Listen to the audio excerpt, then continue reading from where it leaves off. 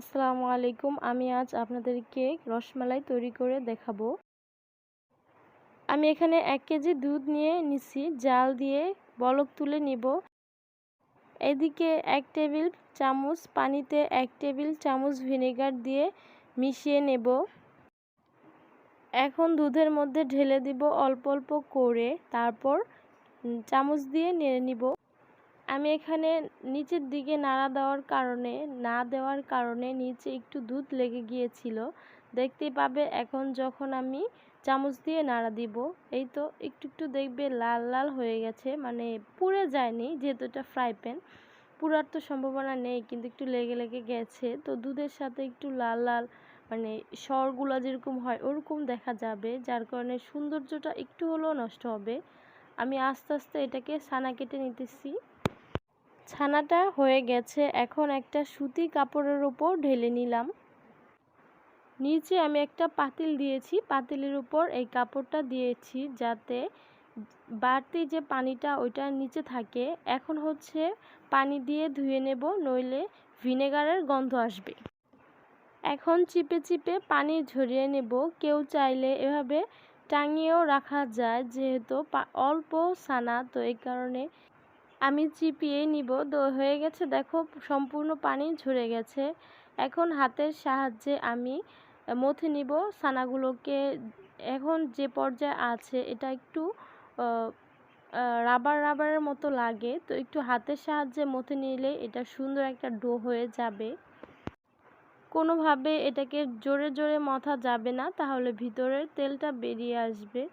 এখন হচ্ছে আমি এটাকে গোল গোল করে মিষ্টির শেপ দিয়ে দিব। আমি একটু গোল করে তারপর হচ্ছে একটু লম্বা করে দিলাম।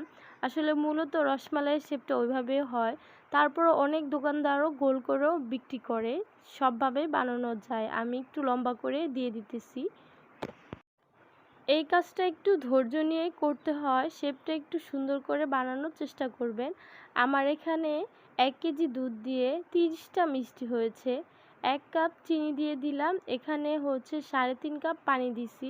ক্লিপটা কেটে গেছে, এখন হচ্ছে চিনিটা গলে যাওয়ার জন্য অপেক্ষা করব। চিনিটা আমার গলেও গেছে, আমি এখন সব মিষ্টিগুলো দিয়ে দিলাম। দিয়ে দেওয়ার পর মিডিয়াম আঁচে আমি ১৫ মিনিট এটাকে জাল করব। দেখতেই পাচ্ছেন কত সুন্দরভাবে জাল হচ্ছে এটা, আর জালের সাথে সাথে এটা কিন্তু ফুলেও উঠবে। এখন আমি উঠিয়ে দেখলাম যে কীরকম হয়েছে, দেখেন ডাবল হয়ে গেছে। এরপর আমি এটাকে আরও ৫ মিনিট জাল দিব মিডিয়াম আঁচে। আমার মিষ্টিটা জাল দেওয়া শেষ, এখন আমি এটাকে ১ ঘন্টা এই শিরার মধ্যে রেখে দিব। এখানে আমি আধা কেজি গরুর দুধ নিলাম, এর মধ্যে কিছুটা গুঁড়ো দুধ দিয়ে দিলাম। চাইলে আপনারা এখানে কনডেন্স মিল্ক দিতে পারেন, গুঁড়ো দুধও দেওয়া যাবে, যেটা ইচ্ছা সেটাই দিতে পারবেন। আমি এখন ভালো করে মিশিয়ে নিলাম। এরপর হচ্ছে আমি এখানে ১ চামচ চিনি দিব, আমি এর বেশি চিনি দিব না, কারণ দুধটা জাল করার পর অনেকটা কমে যাবে, আর গুঁড়ো দুধেরও একটা মিষ্টি টেস্ট আছে, তো এর বেশি যদি দিতে যান তাহলে বেশি মিষ্টি হয়ে যাবে।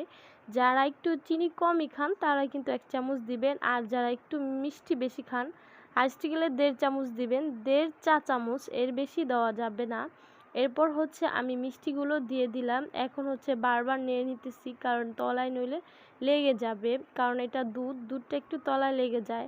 গ্যাসের চুলায় অল্প আঁচে বসায় রাখলে কিন্তু লেগে যায় না, আর ইন্ডাকশনে আমি দেখলাম লেগে যায়।